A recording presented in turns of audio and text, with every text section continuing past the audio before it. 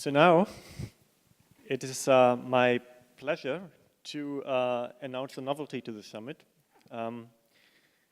We decided that amidst the discussions of all the keynote speakers and all of us, we would hear the bright ideas of the young scientists, and because those are actually the people will have to carry the flag further of resilience into the public. And hence we decided to create this GRRN Young Researchers Award. We have been overwhelmed. Daniel told us yesterday that we got a lot of applications with 2-minute videos, which were great fun to watch. And you have now the pleasure to listen to the 5 finalists of the award. It will work as such that each of the finalists will give a 10-minute presentation, and then we will have 10 minutes for Q&A. And afterwards, our keynote speakers will use the coffee break to rate and announce the award after the next coffee break. Okay, so right now, the first speaker I would like to ask to come to the stage is Kai Fischer from Fraunhofer EMI. He will talk about the resilience quantification in urban areas and integrated approach. Please, go ahead. All right, here we are. Yeah, with my presentation, I want to give you a short overview of a methodology that is able to quantify the resilience of urban areas. This work was part of my PhD thesis, which I have finished last year. And I want to give you some examples how we can assess the resilience. Yeah, I want to start with a definition that I have used. We can see on the left side the so-called resilience cycles, which deals with the 5 phases of preparation, prevention, protection, response, and recovery. And based on this definition, I have developed a methodology, which is shown in the lower part of the slide. So I have 2 main parts. With the deterministic part, I have used physical models or engineering models to see what are the intensity of potential threats. Based on the threat analysis, I have calculated the expected damage effects within the vulnerability approach. And based on the degree of damage, we can also quantify the required effort for the recovery behavior. Yeah, this deterministic part is coupled with the probabilistic part. So in the susceptibility analysis, we get answers to the questions, what can happen, what is the probability that it will happen, and what is the exposition of my investigated system to potential hazard sources. And we can combine the vulnerability and the probabilistic values to result in a risk quantity. And finally, we can combine the risk values with the recovery process to result in a single quantity for resilience, as it is shown on the right side. So we have a performance target over time, and with the green area, we have a single quantity for resilience. And with the following slides, you will get some examples how we can assess single parts of this methodology. And I have exemplary evaluated potential terroristic explosive events in urban areas. So let's start with the susceptibility and vulnerability. On the left side, we have the result of the susceptibility analysis, where I've used statistical data to evaluate potential event positions in the urban surrounding. So depending on the building use and the region, we have the information if a scenario happens with respect of multiple event positions and threat intensities, where are locations with the highest probability of occurrence. And the next step, it's shown here in the equation, I've summarized over all possible event positions and locations. I have calculated the expected damage effects with the use of engineering models, and each combination of threat position, threat intensity, and investigated building is weighted with the corresponding susceptibility. So finally, we result in the picture on the right side. So we have the information if a scenario happens with respect to all possible event scenarios. For example, building number 9 will fail in 12 of 100 cases. So here we have a good basis for decision makers. Do we have acceptable values or not? Or do we have to apply some resilience enhancement measures? In the next step, we can combine these results with the required effort for recovery. So I have used planning and construction types depending on the construction type. So with the two pictures, we can see the comparison for different construction times. For example, we have a smaller planning and construction time for a multifamily house in opposite to an office tower. And this estimated recovery times are weighted with the expected damage effects. And in summary, as we have seen, we have a lot of possible combinations of event locations, event positions, investigated buildings, and we result in a group of certain numbers of performance time relations. And each performance time relation is weighted with the corresponding probability that such an event happens. And finally, over the summation over all possible scenarios, we have a single performance time relation for the investigated urban area. And this methodology can now be applied to different city types to see how resilient is my city that I have investigated. So here we have the comparison of the three typical urban footprints depending on the zonings and functions. And in the diagrams, we can see the comparison concerning the object use in the left diagram and the construction type in the right diagram. So on the left side, we have a compact city with a high building density, a high mixture of different use types like residential, leisure, or commercial. In the mid, we can see the linear city, which is an elongated city along a river valley, for example. And on the right side, we have the central business district, where we have a higher concentration of use types in the range of finance, trading, and corporations, and also concerning the construction type, like office buildings and office towers. And now we can apply this methodology. For example, the susceptibility analysis.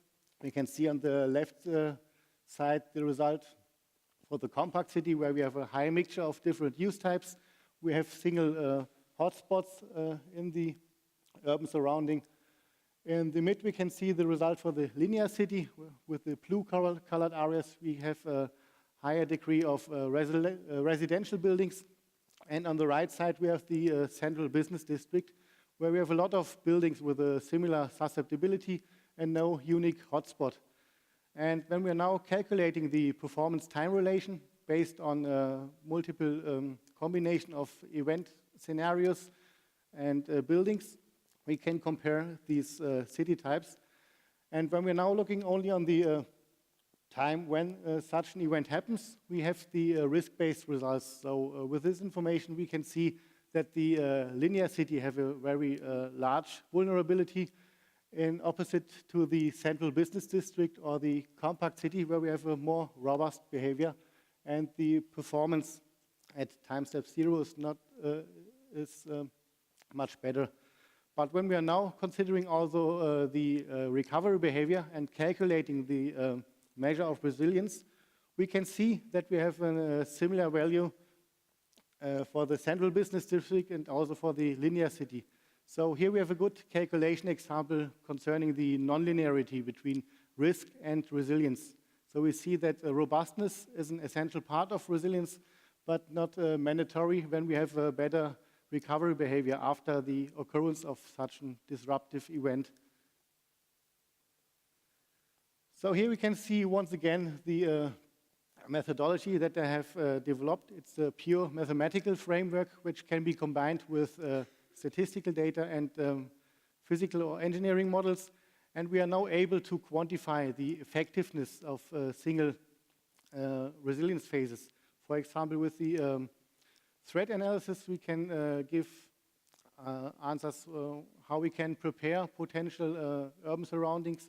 With the susceptibility analysis, we can see the effectiveness concerning prevention measures. With the vulnerability analysis, we can see the effectiveness concerning protection measures, and we can see what happens when we have a higher robustness. Finally, we can also give contributions concerning the recovery behavior, and we can also give indirect contribution concerning the resilience phase response. Okay, in summary, what we have seen is a mathematical formulation for the quantification of resilience. This framework is combined with empirical or statistical data and also with physical or engineering models. And we are able to quantify the efficiency of single resilience indicators. What we have seen, we can also assess multiple scenarios, not only the consequence for a single scenario, but we can identify potential vulnerabilities. And the methodology is also coupled to 3D city models. Currently, I'm in contact with different public authorities that we can use this methodology via a web service to visualize the potential weak spots in urban surrounding. And with the calculation examples, we have the proof of the nonlinearity between risk and resilience. We have seen that robustness is an essential part of resilience, but not decisive, because we can also influence a good resilience system with a fast recovery process. Okay, this was my short presentation, and thank you for your attention.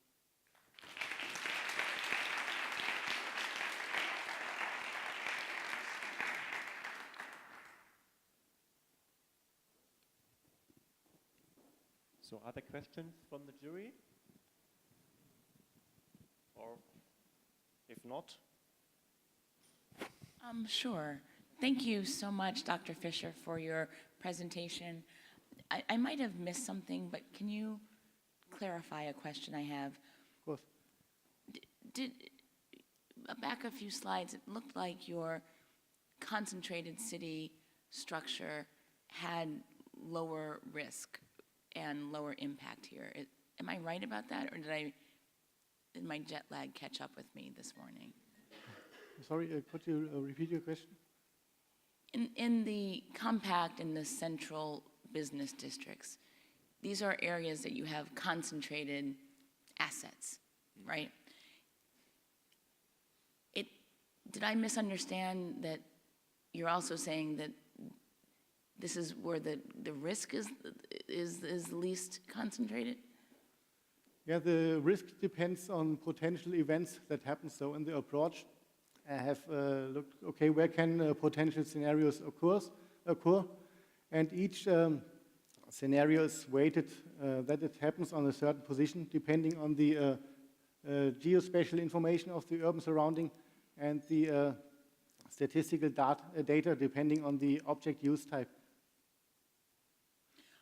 Okay, and in many other places where urban areas are the focus, part of the differentiator of an urban area versus a different type of area is this concentration of people. You know, you have the population density, and then you have this concentration of assets, and that can elevate the concentration of risk. And so I was just trying to square that with this. But thank you very much. I'm glad to hear that you're dealing with municipalities and users of this kind of model. So nicely done. Yeah, thanks a lot. I think it's a very important topic. Just one thing that bothers me a little bit. My expectation would have been that a linear city, as you call it, would be performing best in this whole assessment, whereas all what's more dense, because the value at risk is much higher,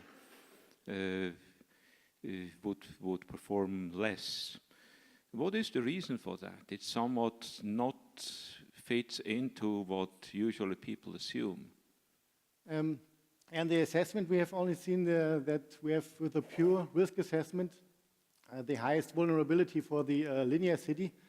But when we go ahead with the dimension of time, we can see that the linear city and the central business district have an equal value concerning the resilience, and the compact city had the best value concerning the resilience, which is also often called by urban planners that we will have to generate a compact city with a high mixture, which will be most resilient.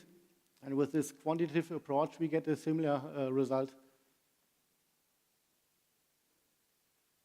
which we can see here. So we have similar values concerning the central business district and the linear city, and the compact city has the smallest performance loss over time. Just a follow-up question. What disruption generator do you use? Do you use a point process, or how does this work? Yeah, as I said, I have used potential events in the urban surrounding, and I have taken a lot of potential event positions in combinations with different threat intensities at each position. So we have a multiple approach. Let's go back. So the results based on the assumption that we have different positions, as is shown here, and on each position we have different threat intensities, and each combination of position, threat intensity, and investigated building will cause a certain degree of damage. And finally, I have summarized all the results, which are then weighted with a corresponding probability.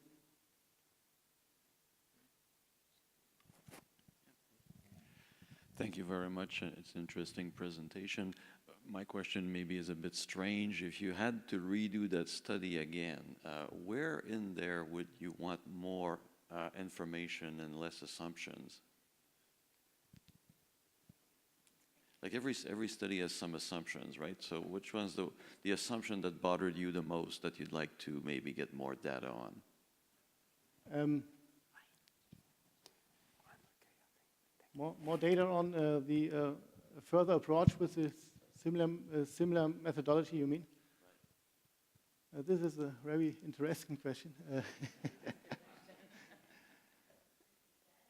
Yeah, currently, it would be interesting to have more details on the statistics to see what can happen, because here we have to assume certain scenarios which are then weighted, and I think it's they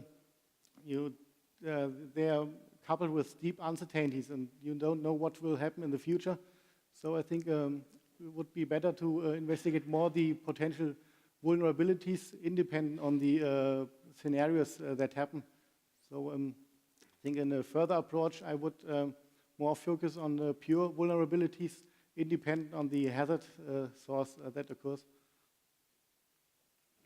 Maybe I'll just follow up with a question of Hans's. I think what you've done and the way you present it is great, but the underlying components of risk I didn't quite get.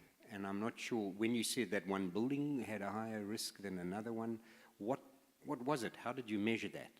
And maybe it was in there, and maybe your time didn't allow it, but I was trying to figure out the elemental basis that you would use for determining the risk. Yeah, then I have to go back to this slide. So in the first step, I have derived statistics based on historical data to see what happened in the past, to derive frequency depending on the building use and the region.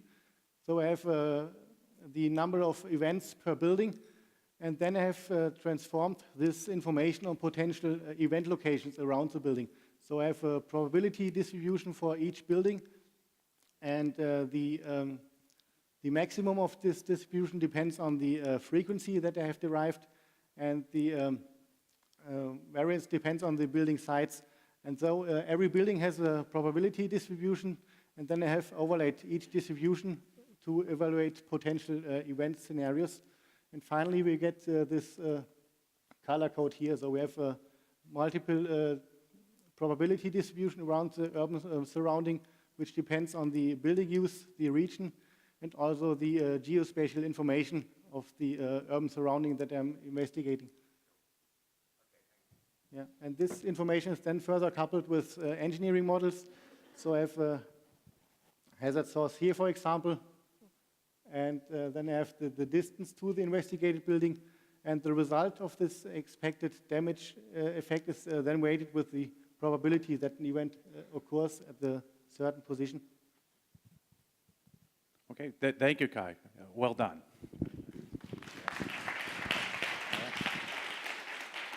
Okay, we're privileged next to have Ellie Kay. She's going to be speaking to us. She's come from the Resilient Organizations in New Zealand, and she's going to be speaking to us about resilient measurement and policy and action.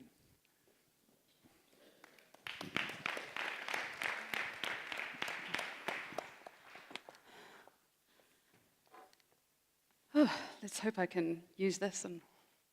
Oh, excellent.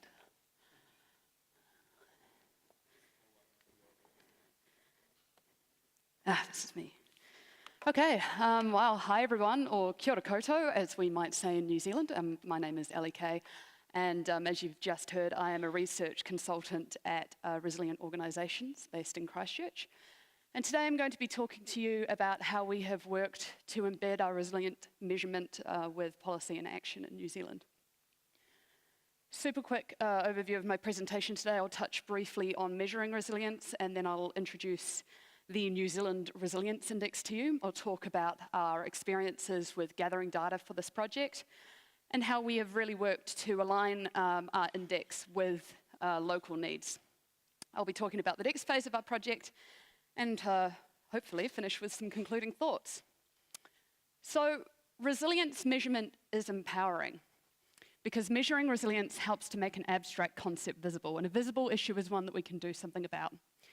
And from there, we're best placed to drive the interventions and initiatives that will lead to the improvement of resilience in our communities. To be able to make meaningful improvements in resilience, we need to consider all parts of society. And doing so takes significant time and resources and effort. But unfortunately, we live in a society of limited resources. And so businesses and households and governments, they all need to prioritize their resources to be able to best optimize their ability to enhance disaster resilience. So when resources are limited, finding or providing a proof of need and the evidence of impact is critical to securing future funding. And to be able to say that we are taking steps to building resilience in our communities, we need to know that the actions that we are taking are having a positive effect on resilience, so having a positive outcome, and as a result, are having a positive impact on our society. So basically, we need to know that our resource investments are good investments. So the commitment that New Zealand has made to the Sendai Framework for Disaster Risk Reduction and the development of our National Disaster Resilience Strategy means that we need ways to measure our progress towards resilience enhancement. So the New Zealand Resilience Index is a composite indicator that we've developed, and its purpose is to assess the resilience of New Zealand's place-based communities over time, providing a little bit of guidance on where users should focus their actions and their resources. Unfortunately, I don't have the time to discuss the development of the index with you today, but I've provided some further reading at the end if you're interested, and hopefully you'll be able to get these slides. So the index uses the multi-capital framework of New Zealand's National Disaster Resilience Strategy, and we've talked a little bit about multi-capital frameworks over the last day or so. So these 6 capitals, so we have social resilience, economic resilience, built and natural environment, cultural resilience, and governance. They all contribute to the resilience of our country. So we wanted to avoid the development of the National Resilience Index as being only an academic exercise. And so we've been really intentional with building our Resilience Index into the national strategy, so our resilience strategy, and working with the people who are going to be applying it. So we wanted to have it integrated into actual decision making. And we've been really intentional with building the index into documents like the New Zealand Resilience Strategy for this reason. So in the index, we have a spread of indicators across all 6 capitals. And we were really conscious that we didn't want to overmeasure a specific concept or capital within the index. And this was really important to us because as we were collecting data, we realized that there's lots of social and economic data available in New Zealand due to the census. So the index is designed to be extensible, so that means that we can add additional indicators to it as the data becomes available. There are about 60 things that we would have liked to have included in the New Zealand Resilience Index, but we just can't. Either the data is not collected, or in some cases, the data is available, but it's been collected for a different need. And so that makes it really difficult to align with the index. So for example, we tried to quantify emergency sheltering capacity in New Zealand. In the index, we have a preference for data that is nationally available, but no central data repositories exist for this data. It's held by multiple civil defence groups all over the country, so all of the local civil defence groups. So we reached out and we talked to all of our local civil defence groups, but even with doing this, we were only able to quantify data for about 40% of the country. So what this what this example shows is that a lot of time can be spent seeking out, accessing, transforming data just to meet the needs of a single indicator in the index. And I should just point out as well that this is not uncommon. So Australia, Canada, they have similar resilience indices. We've been in discussions with them. They have the same issues with data that we do. So the issue with data availability is another reason why we designed the index with the ability to add additional indicators. And one way to do this is to do it at the regional level. So in general, there's a lot more regularly collected data available at the regional level. So the map on the left here shows the New Zealand Resilience Index, or quantified for resilience in New Zealand as a whole. But as the map on the right shows, there's a lot more kind of going on in Wellington. So Wellington, this is our capital city in New Zealand. There's a lot more going on in Wellington than you can see if you look in the national picture. And for those of you that don't know New Zealand, Wellington, our capital city, is just out there. So one of the strengths of the index is that local or regional councils can add additional data sets to include at their level. And although we lose the ability to compare across space, it provides more local nuance to those who are actually working on resilience improvement in the ground. So it's actually much more useful to them. And when we developed the index, we wanted to make sure that it was going to be useful and used by those people who were going to be working on resilience enhancement. And to make sure that this was going to happen, we engaged a local emergency management group to see how we could align the index with the strategic and regional priorities of the region. So the real value of doing this was just showing that the New Zealand Resilience Index wasn't just another kind of reporting thing that people had to do, but rather there was a lot of alignment between this emergency management group's planning documentations and the New Zealand Resilience Index. So I'll show you an example. So this figure here shows the planning group's strategic outcomes on the left, and the things we would like to be able to measure in the index on the right. So what you can see here is that the metrics in the middle here that would help the group show that they are making progress towards their own strategic outcomes in Wellington is the very same thing that would help us understand resilience in that region. Just note here as well that this is not just for community groups or emergency management groups, so all parts of society are going to be contributing to a more resilient New Zealand. So we've got transport agencies, for example, private infrastructure companies, healthcare providers. They're all interested in resilience, and they're all building resilience plans that need to fit into kind of a national framework as well. So imagine how powerful our understanding of holistic resilience would be if we could gain this sort of buy-in from multiple groups and organizations across the country. But unfortunately, the collection of this type of data can be time-consuming and expensive, but this is where the next phase of our project comes in. So we are planning to develop a two-way, cost-effective, agile communication system, which is able to rapidly assess resilience capabilities, and it will work on any web-capable device.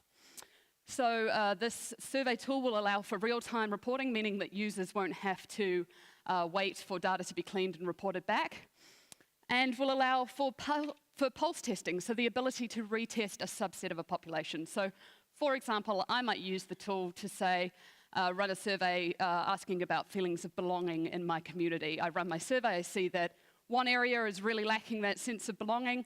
The first major benefit, I know where I should be putting my resource and my money. But the second and arguably more powerful thing is that once I have done my intervention, I can go back, I can retest and see whether my intervention really did lead to improvements in feelings of belonging in my community. So all of this data will be able to feed back into the resilience index, and it will help us to understand our resilience, but it will also help us to make sure that the actions that we are taking really are leading to improvements in resilience too. So some concluding thoughts from me. Resilience measurement is empowering, but it can also be confusing, especially when we have high-level policies that provide limited guidance on translating this into resilience improvement. Aligning resilience measurement with local and regional goals helps us to fill those missing data gaps. But they also help us to make resilience measurement easy to understand on the ground. Last one, I swear. By baking our resilience into our local priorities and objectives, we get greater buy-in. And by embracing the emerging technologies that will help us to make our picture of resilience even clearer, we work together to generate change, to lead to improvements in resilience and ultimately in well-being of our communities worldwide. Thank you very much.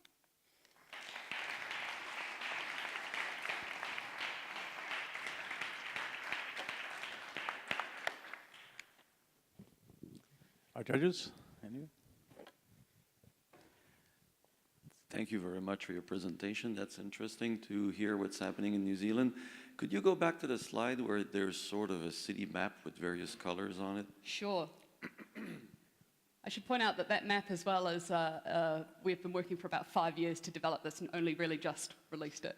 Okay, so what is the scale? I can't read the scale. So the scale here, this one at the top. Yep.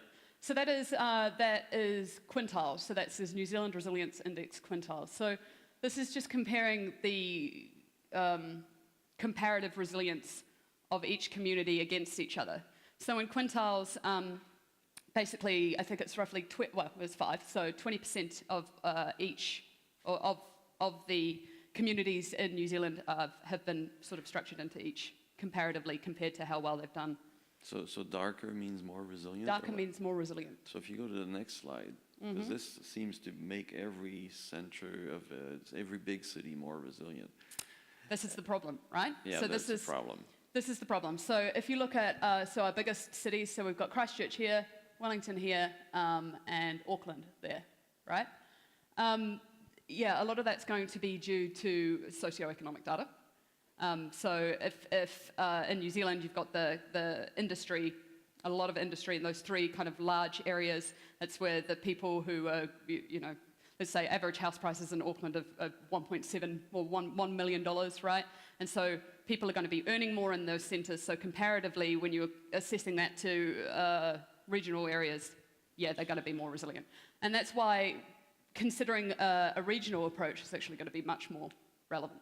So is your resilience index intended to measure how well parts of New Zealand will do if there's like another large earthquake or not? It would, what we hope it would do would be to, well, we're measuring it before an event happens, right, of course. So the benefit of this is we could use additional maps to overlay with hazards data. So maybe not, let's not use an earthquake incident, let's use flooding as an example.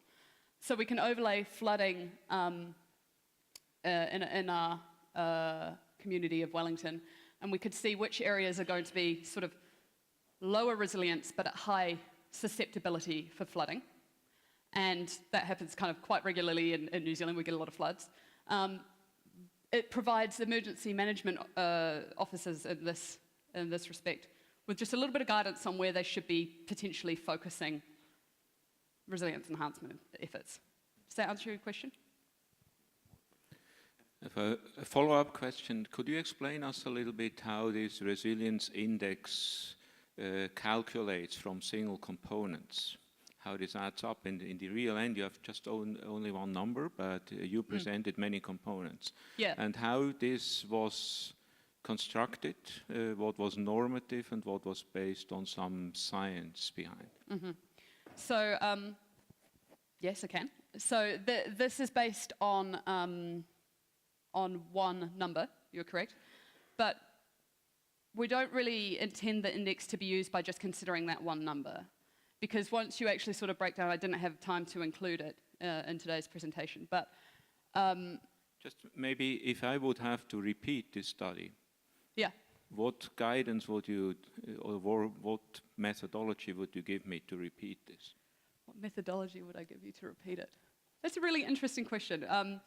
And probably one that I can't 100% answer for you because we are a multidisciplinary team that's worked on this. So I'm one part of the team. We have a statistician who has worked with a lot of the development of the index. So I would happily answer your question via email. So I have a couple of questions. First of all, thank you so much for an excellent presentation. You delivered it very well, so thank you for that. I do have a couple of easy questions and then maybe one that is a little bit different. You only used existing data, so you were not collecting data. Is that correct? Yeah, so that's correct. We had a lot of data, let's say, requirements, because we wanted somebody to be able to pick this up and do it. It was part of it. It's part of a research project going on in New Zealand. So we had requirements that the data would have to be regularly collected, publicly available and free. So we didn't. It is in the next phase that we would like to be able to get additional data sets that are missing. And so, second easy question, less easy. Taking different types of data and mashing them all together, following on Hans's question here about the index, right, and the math behind that. Yeah. How did you find these data to be compatible or comportable like that? Yeah, there was quite a bit of transformation, so we had to transform it into being kind of quantitative data. So, for example, was our environmental data that came in, and sorry, it wasn't environmental, it was a hazards planning. So we were very lucky that a researcher in New Zealand had already done the hard work of assessing all of New Zealand's resilience plans, but it was quantitative, and so we had to provide essentially a score to each plan based on predefined kind of variables that we were looking for in terms of what things we're addressing. Okay, and then my last question, then I'll give it to Brian, who's dying to ask you some questions too, is, so on this map that you have displayed right here, this is a national view, and your quintile format compares one area of the country to another, right? In the United States, if we were to do this, our different states would really be upset with comparing New York to Los Angeles or something like that. And what we have found in some of our research is more in keeping with the idea that resilience is a process.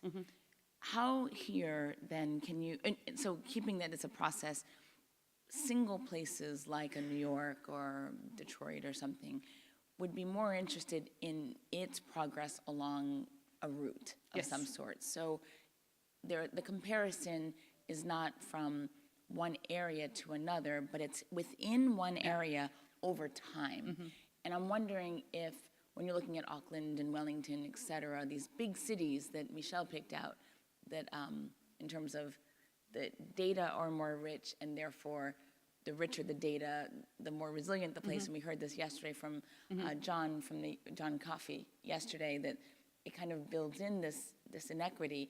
How do you, is it possible to use your index in a single area to see whether and how the resilience is improving or not improving over time? That's the intention. So basically, when we first released this, so colleagues of mine released a draft map, and people were not very happy, as you can imagine, because it shows particular areas being more resilient than others. Everybody then gets a little bit kind of like territorial, of like, oh, well, that's not a good, accurate representation of where I live, and you're not considering this or that or the other. And so we have been very, very, very, very careful to just caveat this by saying, look, we don't have that much data. We can't say very much. We can say that it's saying something about resilience, but we can't say that this is the whole picture. And that is why I think that the regional level approach is actually much more useful, because like I said, once you start adding data at a regional level, you can't compare it to other areas anyway, because you have two different sets of data included. So what is more useful, and you know, when we worked with Wellington doesn't want to see this, right? If you know anything about New Zealand, is that we're really prone to earthquakes. We have this huge fault line that runs right through Wellington. And they don't want to hear we're really resilient, because it's a false assumption. And so something like this is actually more useful to them, to be like, okay, there's lots going on within our city, and what can we do within our city to progress that change over time? Well, I may have missed something, but it's to do with additivity in the sense of resilience to an earthquake would give you a different picture to resilience to a flood or resilience to an epidemic. And what is that picture? A composite of all three, or? So the index itself is actually hazard agnostic. We don't include any hazard data in there whatsoever. So it's just has data across those kind of 6 capitals. And then if you were to overlay any kind of hazards data, it might provide you with a little bit of a picture of where you could focus your attention on. Did you do that for your index? Yes. Yeah, I didn't have time, unfortunately, to present. Yeah. Yeah.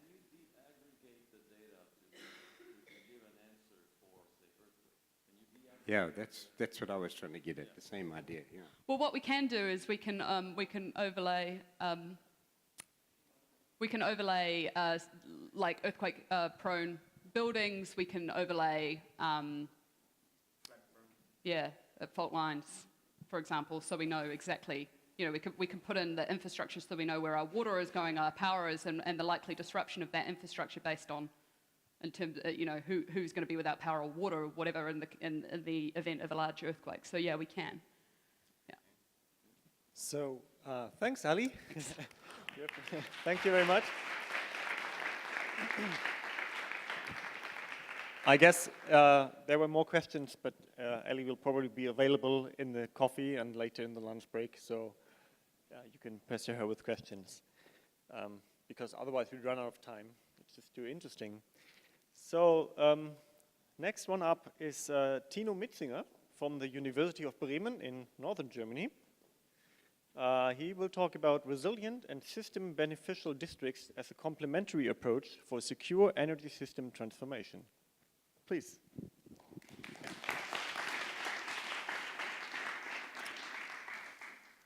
So, okay. Yeah, thank you for this introduction. So, wait a moment. Next one, so I don't have to read it again. My name is Timo Mitzinger from the University of Bremen. So we are also, like yesterday told, fish heads. So in the north of Germany. Here. And today I want to talk with you about my research topic. And at the beginning, I want to give you a short timeline. So I will start with the motivation of my research, then introducing the research project GRRN really shortly, going to resilient as a guiding concept, following by focusing on my research especially, and then just give a quick outlook. So our project GRRN is quite new, so it's actually more a pitch than a result presentation. So going to the motivation. So the current, or more the past energy system in Germany looks like this. We have the energy supply and the transmission system, so above, and then we have the distribution of the energy and the distribution system, and then the energy is consumed in the local system in the basement, so where the villages and the cities and communities are. So, and nowadays, the picture changed a little bit. So we have more and more reduced the big fossil power plants in the transmission area that's supplying the energy and replaced them by fluctuating renewable power sources, but not just in the transmission area, but also in the distributed system, and especially in the local system on the basement. So we have like not only a consumer field in the basement, but more and more a prosumer, I think that's the word.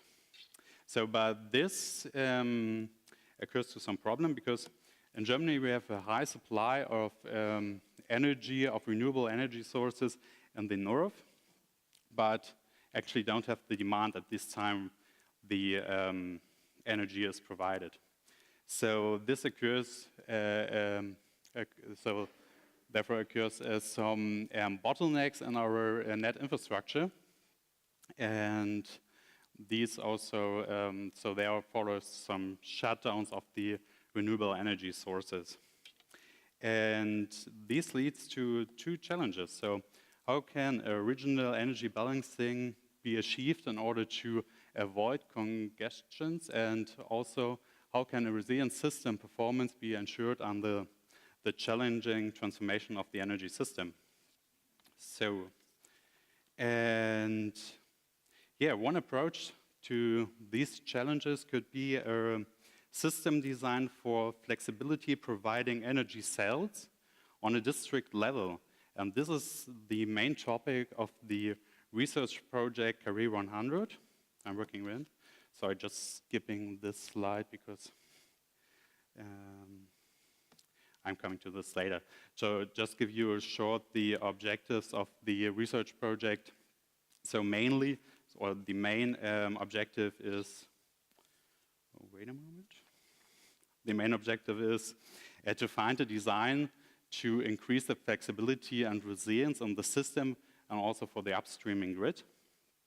And there's the main problem because how to increase resilience. And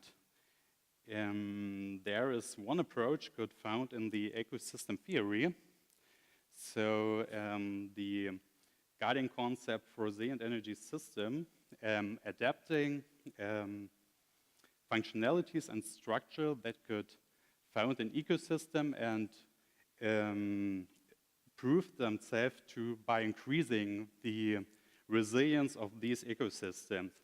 And therefore, they are transferred into design principles for social technical resilient energy systems. So, oh, sorry, just give you a short picture of that here. So we have the design principles and the basement. It's like redundancy, diversity, capable actors, and they're improving the system abilities like resistant and learning capacity. So, and this brings me to my topic. So my research topic is, like yesterday we heard about the Bächle in Freiburg. And this is the main question because we heard that the Bächle increased the resilience of Freiburg by not just bringing out the wastewater out of the city, but also by filling the fields. And the main question is, would this structure or functionality, how you call the Bächle, also rely or would increase the resilience under other circumstances, or it's just reliable on local circumstances in Freiburg? So the main question is, which functionalities and structures could be identified to increase the resilience of urban districts, especially in the north of Germany? And for this, we are trying to build a model where we put in the structures and functionalities and test them against some disturbing events or threats to measure their resilient enhancing capability. Yeah, and as I said, one way to assess the resilience is by measuring the system performance. And because it's not a technical system we're considering, it's a social technical system. The system performance is not just energy, heat supply, but also social factors like communication, community, and stuff like that. And that's a big question. How is it possible to define these system performance? And I skipped it before, so I will now go on to GRRN 100 a little bit more. So to give an outlook. So this is actually Bremen. So we heard yesterday a lot about the ivory tower, and in Bremen actually we have one. But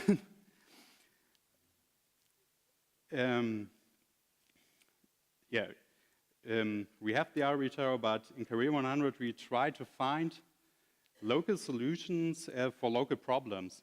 So it's not just we're trying to research resilient structures and functionalities in a living lab in north of Germany in Heide, but also we are doing this by involving the citizens and stakeholders in a participation process, to find solutions on a local level.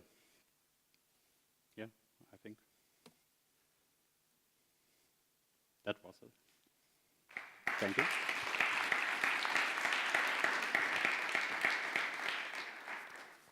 Thanks very much, Tino. Now, questions? We have 10 minutes for questions, right, Benjamin? Thank you for your presentation. I'm confused a little bit, so maybe you can help me. Yeah. I have solar panels on my roof, and therefore, when I don't use the electricity I generate, I sell it back to the grid. Yeah. How am I making the grid less resilient? Because you're saying that's a problem, that there's distributed power generated at the residential level, and you want to investigate how that affects the resilience of the system. Yeah. So how is it that because I contribute to the network, I'm making the network less resilient?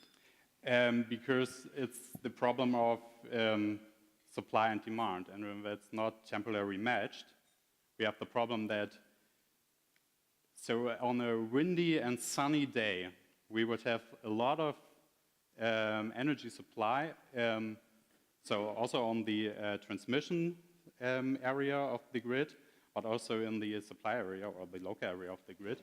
And the problem is,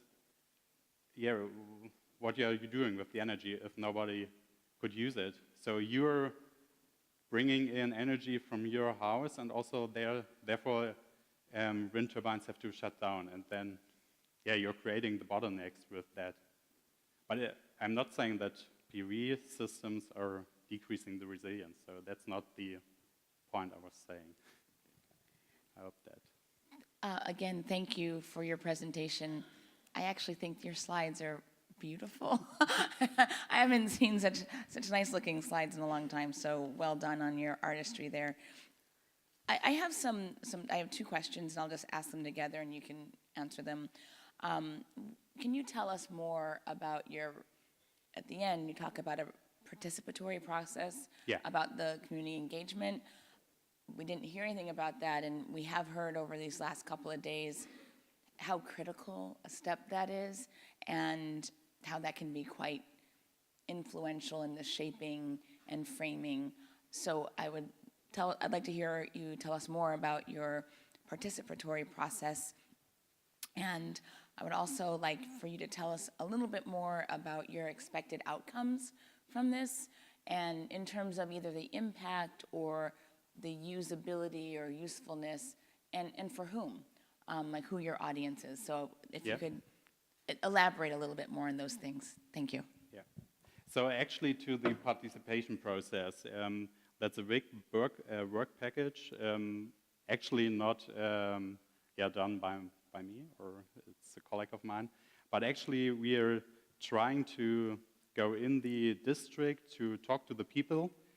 So what are their benefits by the transforming process, or what are their fears, and also how they could benefit from it, from the transformation process. So I think many projects today are actually stopped by citizens, or if the citizens are part of the process, it actually get more improved the process. So and one big thing by the participation process according to the model building is how we define the system performance. Because like I mentioned before, it's not heat supply, it's not just only power supply, it's also, so in case of disruptive event, what the people are needing. So that's health maybe, that's communication, that's community and stuff like that. And to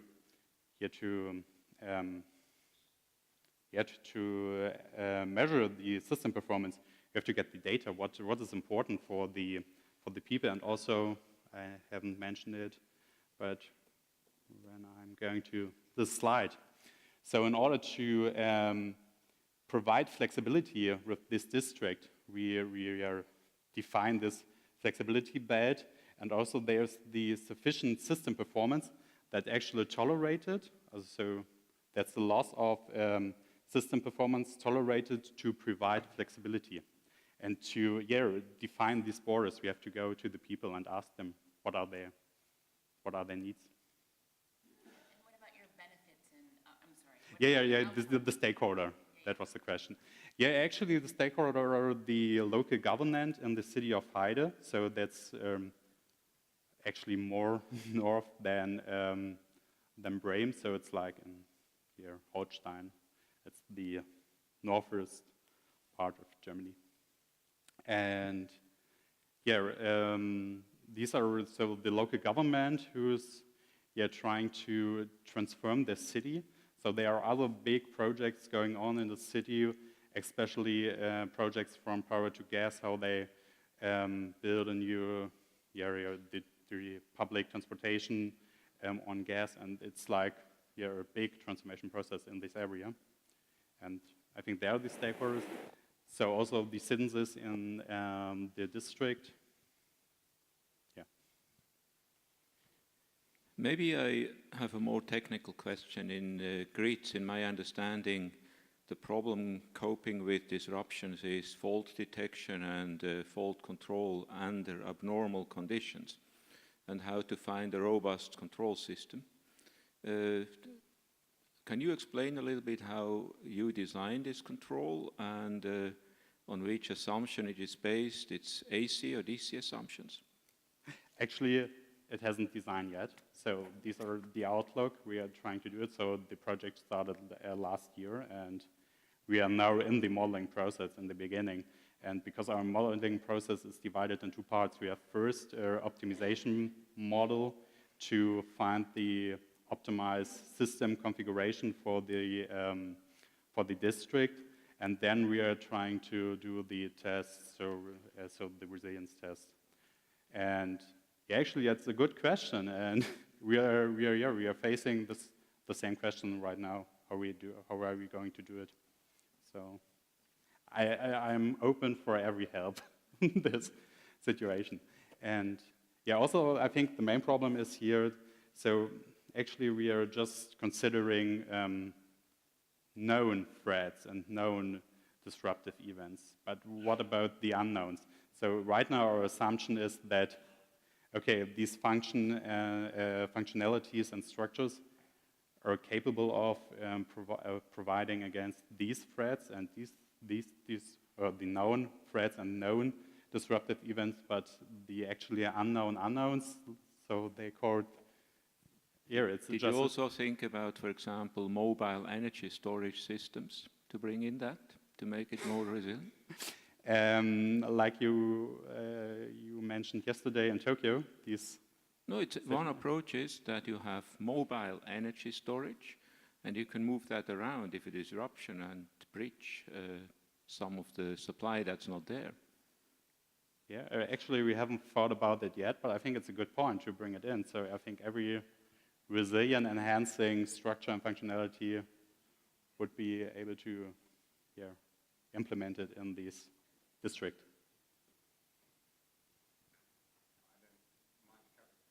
Okay.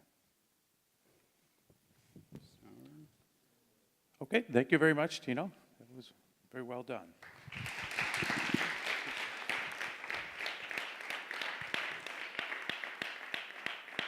So next up, we have Garrick Morrow, who's from Northeastern University, and a PhD student, who is going to talk to us about the resilient U.S., the resilient community, social mechanisms of recovery and vulnerability. Thank you.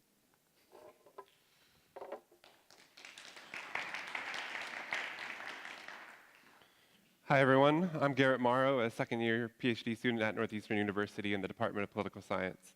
First, I'd like to thank Fraunhofer and the Global Resilience Research Network for having me here. It's been wonderful, and it's been an honor to share this stage with all the many distinguished speakers and with the other amazing young researchers. I'm here today to share a resilience story from California. So on October 8th, 2017, a wildfire swept through a medium-sized city in Northern California named Santa Rosa. About 5,500 structures were destroyed, houses, businesses, wineries. But not to worry, wine lovers, because most vineyards were spared. However, if you buy a Zinfandel from Napa Valley in the next couple of years, it might have a bit of a smoky nose. So this fire was the most destructive in California history, but that record only lasts a short year because last year in 2018, the Camp Fire destroyed the small town of Paradise, California. California is not alone in wildfire, of course. Canada, Portugal, Spain, Greece, Australia, among many other states, have been devastated by wildfire. And as global temperatures rise, the wildfire risk will only continue. So for those who are not familiar with the area, I've created a few maps. They're a bit small, but in the bottom left is the red border is the fire perimeter in relation to San Francisco. At the bottom in the peninsula, you can see that the fire perimeter is larger than the entire city of San Francisco. On the right side, we can see the fire in relation to the city of Santa Rosa, which is about 60 miles north of San Francisco. In the top left is the very bottom left of the fire perimeter, and the dots in that map are the two neighborhoods that I'll be focusing on. On the left side, we have Coffey Park, which is kind of a middle-class neighborhood, and on the right side, we have Fountain Grove, which is a wealthy neighborhood in the hills. As discussed some yesterday, place is important in resilience frameworks. So to assess pre-fire vulnerability, I've used the hazards of place framework, which combines biophysical vulnerability with social vulnerability. Biophysical is a combination of elevation, proximity, geology, forestry. Social is a combination of experience, demographics, perceptions, and psychology of the people living in those places. Biophysical and social vulnerabilities combine to create a place vulnerability, and the place vulnerability will guide future mitigation and risks.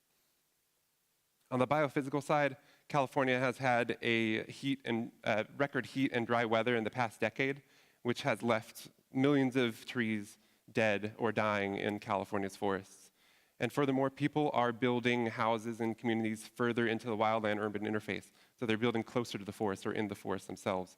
And this increases the risk of wildfires due to man-made activity from utilities, from generators, from cars. California could, of course, stop people from living there, but that would be terribly un-American. So this map shows the social vulnerability scores for the two neighborhoods. Social vulnerability is a measure of socioeconomics, demographics, industry diversity, and access to transportation. Both neighborhoods you'll see are in the same quartile, despite the wealth of Fountain Grove on the right, and that is because the median age in Fountain Grove is above 65. So what I did is I traced the recovery of these neighborhoods over the months in 2018 after the wildfire. And after a few months, it became clear that Coffey Park on the left was recovering much faster. And what I did is I tracked the permitting process and see how these neighborhoods were getting permits after the wildfire. And these homes, of course, will take a long time to build, and they are soon finishing. But the permitting process was what I was looking at. And the data I used is from the city of Santa Rosa itself, and I used GIS to track and geolocate the changes over time.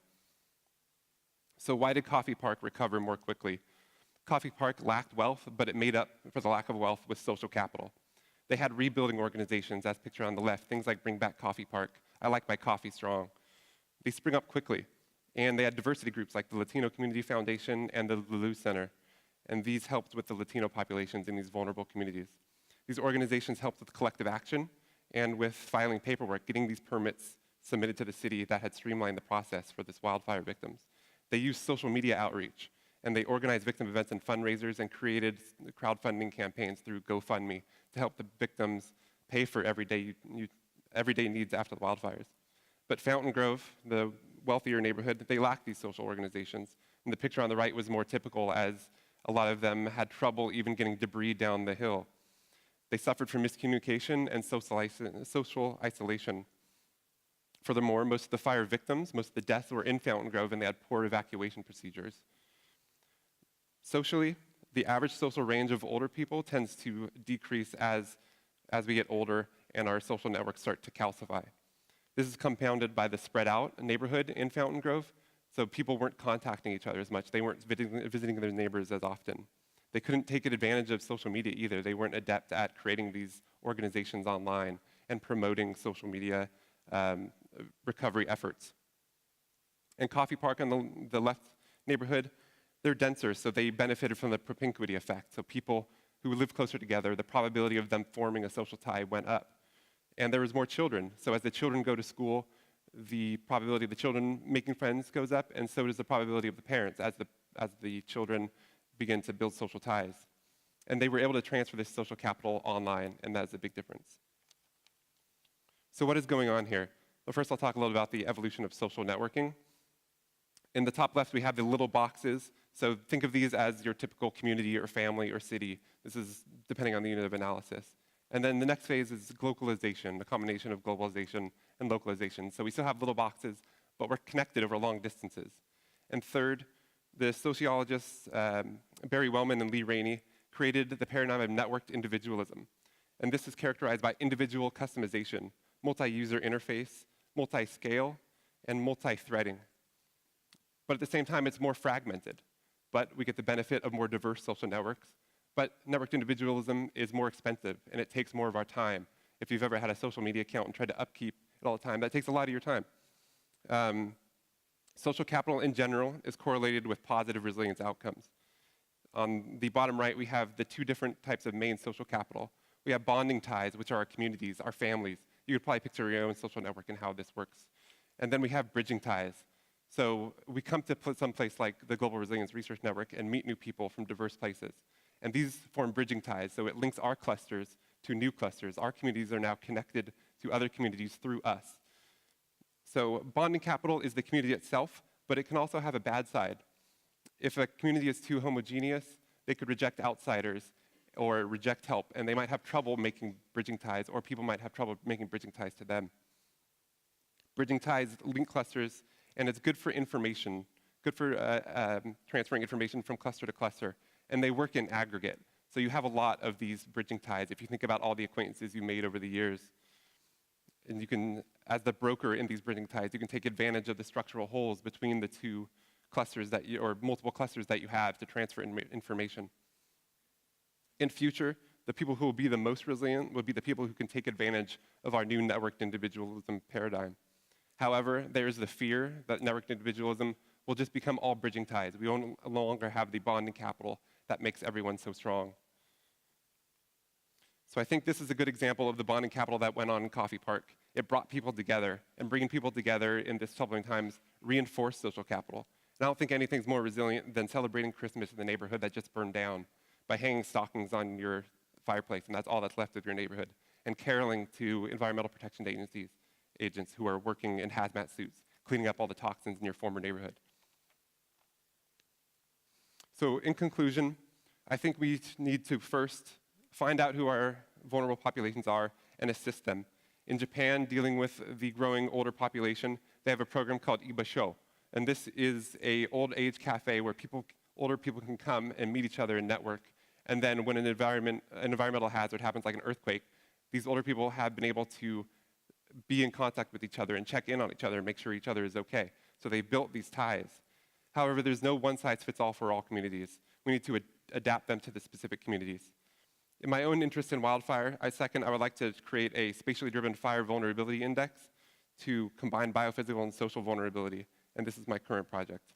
Next, we need to educate people in network literacy, not just how to use the internet, but to handle misinformation and to understand the benefits and costs of networking. Next, we need to evolve the neo-Tocquevillian and neo-urbanist paradigm to incorporate networked individualism. Theoretically, this is an important avenue in the future. Robert Putnam famously complained that Americans were bowling alone, but we can't go back to the age before social media, before the internet, before mobile phones. So we need to understand how the new network behavior and its impact on our communities. Finally, we need to invest in engineer social infrastructure that goes beyond just the critical infrastructure. Places for networking, places for all people, for all communities, for all our vulnerable communities, and it needs to be engineered to understand our communities. Thank you.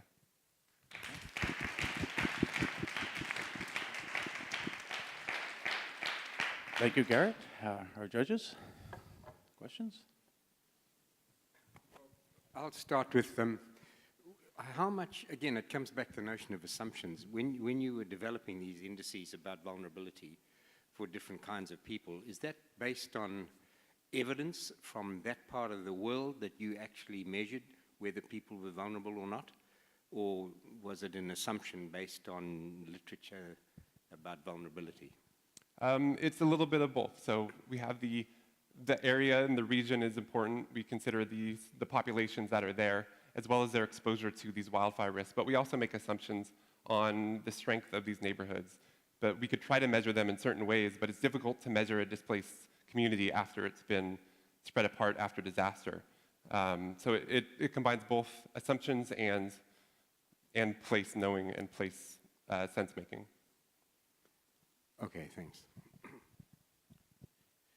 You mentioned the concept of social capital as an ingredient that's very important. There are more and more scientists claiming that that's the minor part. It's more about processes that matter after disruption. What do you think about that? I think it takes both. Processes are important, but social capital is also important as well, especially towards our identity and to our community and reuniting these people. They could have survived after disaster, but to keep their community intact, to make sure that the Latino population didn't flee or go back to Mexico or Central America, they had these ties that kept them in place, that kept the economy whole. So processes are important, making sure the infrastructure and the networks and the structure of society works and rebuilding after wildfire, but social capital is also very important after every disaster, no matter what, I think. Thank you so much. It was a really nice, engaging presentation. So thank you for giving it to us this morning. I have, I guess, a couple of questions. One is, were you in California for this research, or were you there? Well, my family lives near there, but I did some interviews with local organizers and some officials, but I was not there at the time of the fire. Okay. So this seems quite diagnostic, right? This is what happened, and this is how we diagnose what happened. And I have two questions kind of related to that, kind of moving this forward. One is, on your last slide, there was a lot of we need to educate and outreach, and we need to do this. And I'm curious as to who is the we here? That's question number one.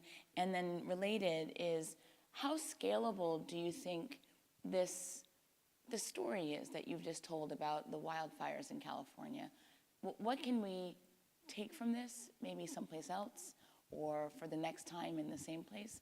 So I'm curious about who you think are tasked to take this bulleted list forward, and how scalable do you think this work is? Mm-hmm. Thank you for the question. I think the we is complicated, as all political things are. I think it will involve all levels of society. I think from the bottom up, there needs to be people pushing for these changes. I think at the city level, they need to be able to have institutions and education procedures in place, and at the state level to get them funding. And then at the federal level as well, it needs to be involved in nationwide building. And in terms of scalability, I think these type of stories are scalable to all disasters. Things do differ from disaster to disaster, but I think at the heart of it, there is a social capital layer.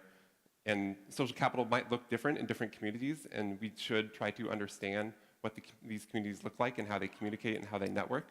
But I think social capital is going to be scalable to even large communities and suffering from large hurricanes or earthquakes to small wildfires like this one. Thank you very much for this interesting presentation on a very timely topic in California. I'm going to go out on a limb here, and you're going to tell me I'm wrong, I hope. You have made your impression of recovery based on the number of building permits, essentially. So they gave building permits faster here than there. I would like to go on a limb and say that in the hills, you probably had an older population of retirees from California who sold their homes at a high price in the urban areas and moved there to retire and bought the largest, biggest house they could buy with their dollars. And in the other neighborhood, it's more a working class neighborhood with smaller square footage of homes. And that from one city to the other, building departments issue building permits at different speed. And I can attest to that because I've built homes 3 times in my life. And it was not the same process in different cities. So there seems to be parameters there that are missed if you focus only on building permits issued. So where am I wrong in this? That is a very good point. There are certainly some people who moved into this community of Fountain Grove who were retirees from other part of the state, but a lot of them were locals. And there might have been some permits that were changing, but the city of Santa Rosa, they tried to facilitate a quicker permitting process for people who weren't changing floor plans. They were just going to rebuild the same type of home that they had before, from what I understand the process to be. So there is a little bit of a measurement issue there in terms of numbers, but proportionally, Coffee Park was getting quicker to rebuild than Fountain Grove, at least in the few months after the fire. I guess as a redirect, what's the average square foot area of a house in Coffee Park and versus the other? I don't have that off the top of my head, I'm sorry, but I can look that up for you.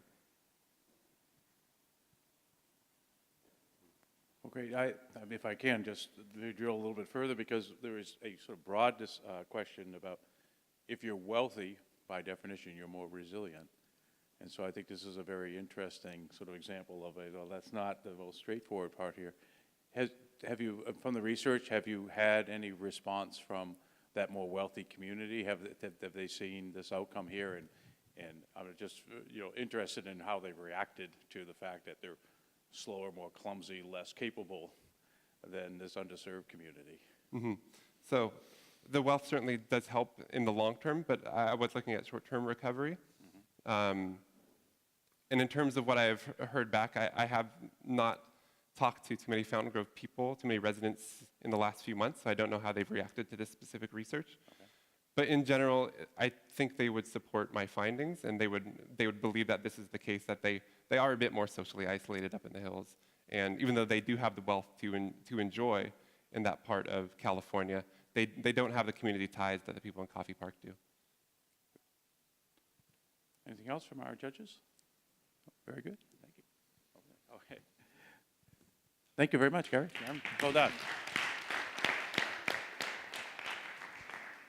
Okay, and our final is also from Northeastern University, and it's Lizzie Warder, who is going to talk to us about case studies to develop a technological social resilience framework. Lizzie.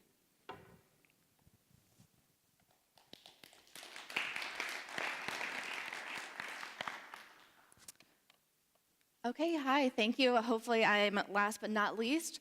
I'm going to talk today about some of the case studies that I've been doing, and wanted to start off by sort of talking about and setting the basis in the sense that there are a lot of frameworks that already do exist out there that measure both resilience and risk, including the IPCC risk framework, Igor Linkov's traditional resilience curve. And really what I'm aiming to do is to build upon that using various case studies to validate the framework. And so this is what I tried to first start off with just trying to figure out what is everything that we need to know or everything that needs to contribute to something in order to create resilience in any given network. So I said we have to be responsible, we have to determine if it's local, regional, or national governance that responds, whether funding comes from government, charitable, or private sector resources, and how we can prepare best by looking at human impact modeling, infrastructure modeling, and hazard identification modeling. And I've taken all of these components, hopefully thinking about this whole room, somebody can find themselves fitting into somewhere in this whole thing, and reduce it to something a little bit more understandable, looking at how unpredictable something may be because perhaps we're not as prepared or we haven't modeled anything as well. And that resulting in drastic response time increases and drastic funds that are required in order to be able to be tapped to get that response. So coming back to this, I as an engineer fit kind of in this area.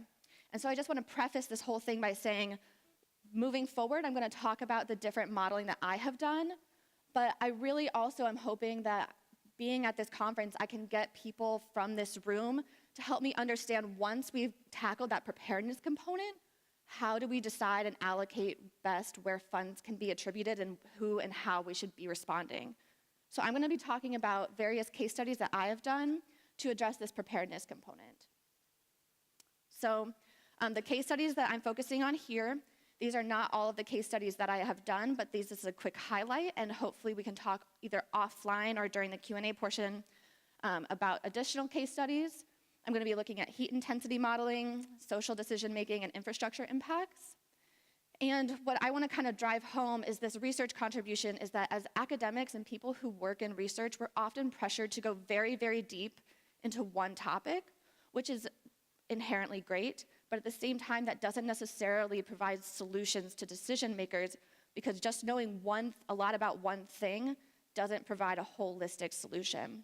So I'm aiming to create some depth and breadth, get contributions from people in this room, and then be able to translate my engineering approaches, such as network science, agent-based modeling, and time series and spatial statistics, to be understood by people who are not in the field itself. So in this animation, you can quickly see this is information from the National Oceanic Association and Atmospheric Association. And you can see that obviously we expect throughout any given year, any couple of years, there's going to be fluctuations, whether that be in winter, we expect it to be cold, in summer, we expect it to be warm.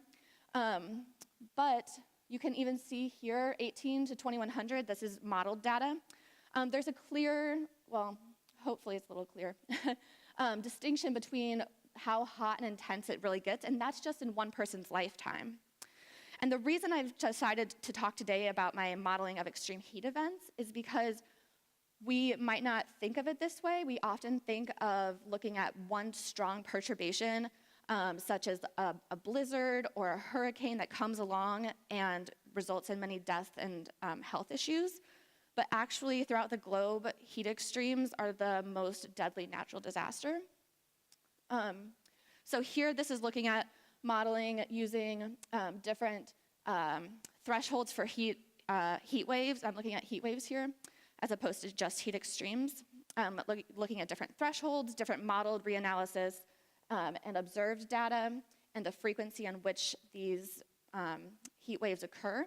And although there's some variation because it's not, what's shown here is not a very long period of time, there is an upward slope. And so what that is telling us is that realistically, we can't say from any climatic event that we're going to know tomorrow that just because it's really hot, that's because of climate change. But what we can say is if it's really, really hot tomorrow, that's not something out of the ordinary. That is something that we now are able to predict using this model data. And moving on to this next component, so like I said, I'm looking at the modeling of hazard identification, human impact, and infrastructure impact. So this is the human impact component. And what you're seeing playing out here is a simulated communication network. So what's happening is we're going to assume that with a certain probability, people will be able to communicate with each other and share information. As was mentioned in the previous presentation, when you're able to communicate and share information, it helps to build resilience in a community because you have those links with each other. So here what's happening is when it turns yellow, that's an institution, perhaps like GRRN, where we have information given to us, and eventually we're going to share that information with other people, and it's going to saturate a community. And bringing it back to the heat extremes, we're talking about people, for example, the elderly or people who have fewer resources. If they are able to communicate with each other, then they can share those resources, share both knowledge, but also ask for help and ask to be able, do you have an air conditioning unit because I'm not feeling well in my own unair-conditioned home.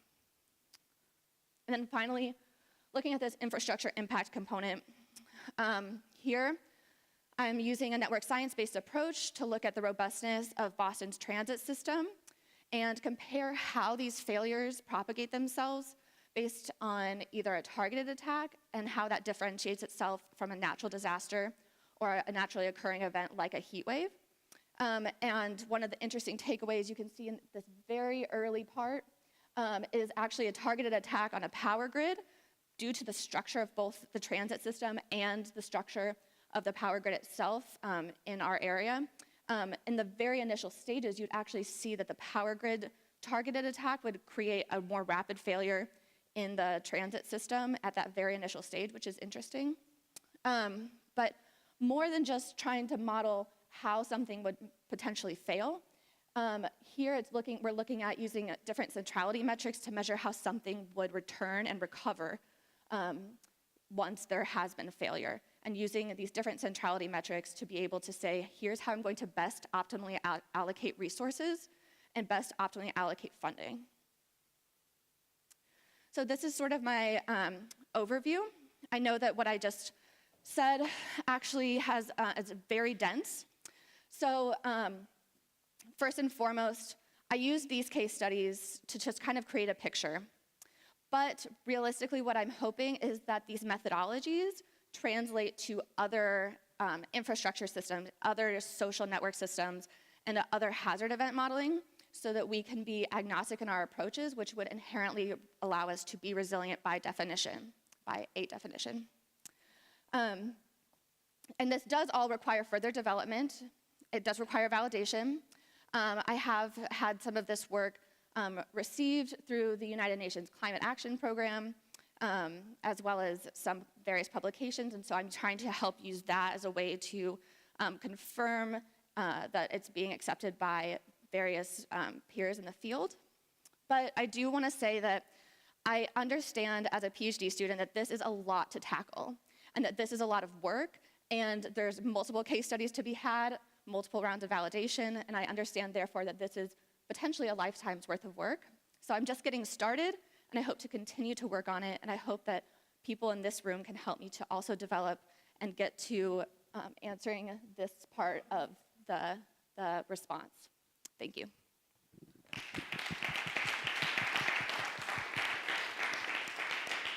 Thank you, Lizzie. Our judges.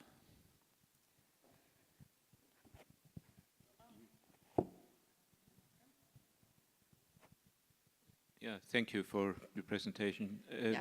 I'm interested to hear a little bit more about this framework and your results, how people are informed or not informed, and how this goes into the overall assessment of resilience. Can you clarify for me what you mean about how people are informed? No, you showed the slide. Oh, you mean the communication part component? You want me to specifically talk about that? Yeah. Okay. So what I'm doing, so this is a simulated network, and it's not running now because I think just going back, it's not running. Let me use my pointer. It's maybe a little bit difficult to see, but what we're seeing, there's a few squares, and we're assuming that those squares are potentially maybe a government agency. And this government agency, say perhaps, has information about a potential terror attack. And so I went through different probabilities of, so if people are connected, then they have also a certain probability that even though just because they're connected, they have a certain probability that they will actually share that information or believe that information. So it's sort of a reliability probability.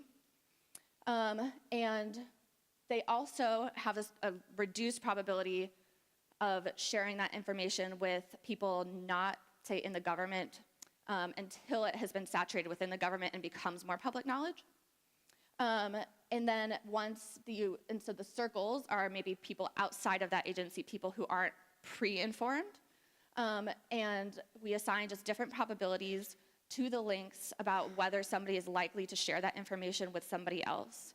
So the government agents here are not as likely to share that information. Maybe they have a 20% likelihood of sharing that information with a spouse that they're connected to or something. So it doesn't mean that it won't exist, but it could exist, and that's why you were seeing at first, when it was running, the squares were lighting up saying that they became informed, and then much later you were seeing the circles light up saying that they had become informed. How do you find the edges? How do you identify the edges here in this graph? So this specific one is actually just it's just simulated. I did a random distribution. I just did a random distribution, but I do have cell phone record data. So one of the other case studies to sort of bring that in, I was looking at using the cell phone record data to create GPS locations and see when two people were spending time together and sort of creating a friendship network. So I do have this data, and I just haven't. So I have the GPS data from that, and I'm still in the process of refining the data to be usable for the call record data. So this right here is simulated. I have just a follow-on question here. The nature of the stimulus or the nature of the threat is going to play a really big role here. And so your example here is about a terrorist attack, and maybe the government has pre-knowledge or something. They might, but they also might be legally obligated to not share it because it might be considered classified. Right. And so I don't quite get how that connects to here. In contrast to a different type of hazard or threat that wouldn't be sensitive at all, and there's a benefit to sharing versus a disincentive to share. And I'm wondering, along the lines of the initial question about how do you describe the business of being informed or uninformed? I'm just wondering, in being agnostic to the hazard, how that plays into the way information can, should, and cannot move. Yeah, so that's, first and foremost, that's something I would love to learn more about with people who here in this room who are more well-versed in different social networks and study that more in depth. But what I was trying to demonstrate through this was that this is an approach that we can use, and so we can assign different probabilities to the likelihood of sharing information. That probability could be 0, even though I would assume that almost never the probability is 0 of somebody potentially sharing information. We could have the probability being 100% that everyone is so excited about the brand new news and they're going to share it with everybody, and then it would very rapidly, that information would very rapidly saturate the entire community. And this I didn't really get to talk about very much, but if you run the simulation several times, you can see how these time units are just units, not minutes or days. You can see if you run it several different times, I believe I was running it 100 times here, it took about 11 time units on average to completely saturate the information. And so that's something that also we can look at, like how, if, for example, we're trying to get people to evacuate, how quickly are people going to be getting that information? That would be important to this. Could you just go back a bit? The title, I mean, what you told us, this is a technical social resilience framework at regional scales. What are the other elements? You've given us a lot of detail there on the communications network and how that will play into it. But what were without going into them in detail, what are the other major elements beyond communication? Yeah, so the major elements, so the last slide is a big part of almost last slide. It's a really big part of this research too, looking at how to recover infrastructure systems. So I've looked, this is specifically looking at multi-layer networks of the power grid and the transit system. But I could look at more than just 2 layers of networks. I also can look at, I've done modeling already on some airplane networks. So this infrastructure component and looking at how to optimally recover it based off of these centrality metrics, that's a really big component here. And the other component is hazard identification. And I personally come with a background of being a climate scientist, so I have primarily worked with climate data. Here I talked about heat, but really I've used extreme value theory to predict future events such as the likelihood of rapid flooding, hurricanes, those types of things. And I would ideally need help from, again, people in this room about how to look at data on man-made terror attacks or man-made attacks. That would be something that would help my research. Okay, thanks. Thank you for your presentation. You've talked about communications and heat events, and I don't know if they're linked together in one way or another. I mean, for hazards that are imminent, like tornadoes, every cell phone in the room are going to ring, so you don't even need to call anybody. So how does that work for heat events? I mean, is this some, everybody knows it's warm out there, so what is it that you need to be communicated about? Yeah, so you're absolutely right. The institution component to it, those yellow squares that I was saying perhaps could be the government, that probably isn't applicable in the heat situation. I just wanted to be able to bring that to attention to say that that's something that we could consider separately. But my primary focus on looking at this specific heat example is that when you can look at a communication network and see how strongly people are interconnected, that means, as Garrett was saying in his previous presentation, is when you have strong communal ties, then you can help assist each other with potentially either seeking shelter. And I know, for example, I was talking about elderly communities. Those elderly communities we found tend to have the highest rate of death during heat extremes. And it's primarily because they're in their apartment or home and don't really have anybody to call or check in on them. So they just get overheated. And so looking at something like this communication network would potentially be able to help understand or get a better idea of how much social capital exists, and then maybe Garrett could help me figure that out a little bit more. Okay, but this is where I'm getting confused. Okay. A heat wave will last 2, 3 days, 4 days, 5 days. And so you can count communications, but you can't listen on what people are talking about. They might be talking about the Red Sox winning the game or something. Red Sox don't win. So how do you know if it's related to heat? Yeah, you're absolutely right in that sense. It doesn't necessarily relate to heat. I think that this would be something that would guide that potential information. And that kind of goes back to this big component here, where I said I can help you prepare, I can help you potentially give a potential probability, or I can give you some insights into preparedness, but I can't give you everything. So that's where I think having an abundance of other information, because that's a very good point, that doesn't necessarily mean that people are talking about the event. And especially in the case of heat waves, actually people tend to just, the first or second day, actually kind of ignore it. They just think, oh, it's really hot 2 days in a row. So this would potentially have some correlation, but not necessarily, you're correct, that wouldn't necessarily mean that's what they're talking about. Okay, great, thank you. Thank you very much, Leslie.